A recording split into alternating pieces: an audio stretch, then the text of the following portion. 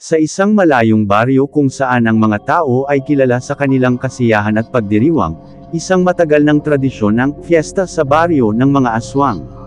Sa bawat pagdating ng buwan ng Oktubre, ang mga tao ay nagkakatipon para sa isang malaking selebrasyon.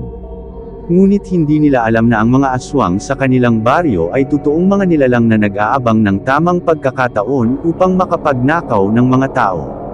Sa mismong gabi ng fiesta, sa gitna ng masigabong tugtugan at masayang kasiyahan, ang mga aswang ay nagsisimula ng manggulo ng kapayapaan. Sila'y lumilipad sa mga bubungan ng mga bahay, naghihintay ng mga inosenteng bisita na mahuhulog sa kanilang mga kamay.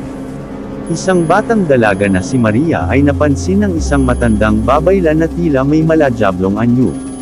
Hinulaan niya na ang mga aswang ay nagtangkang kunin si Maria bilang kanilang susunod na biktima.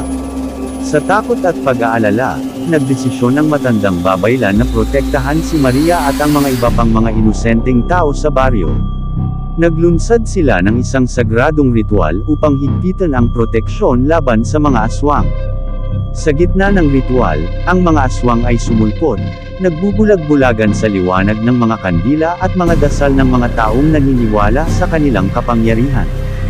Ang matinding labanan sa pagitan ng mga aswang at mga taong naniniwala sa mabuti ay nagpatuloy hanggang madaling araw. Sa pagtatapos ng ritual, ang mga aswang ay nagtakbuhan, natalo at nabigo sa kanilang masamang hangarin.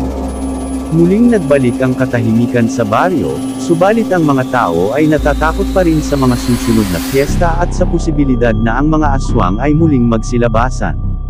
Sa tuwing darating ang Oktubre, ang bawat taong lumalapit na parang may kasamang takot at pagdududa. Palaging handa ang mga tao na harapin ang anumang kasamaan na maaaring muling bumalik.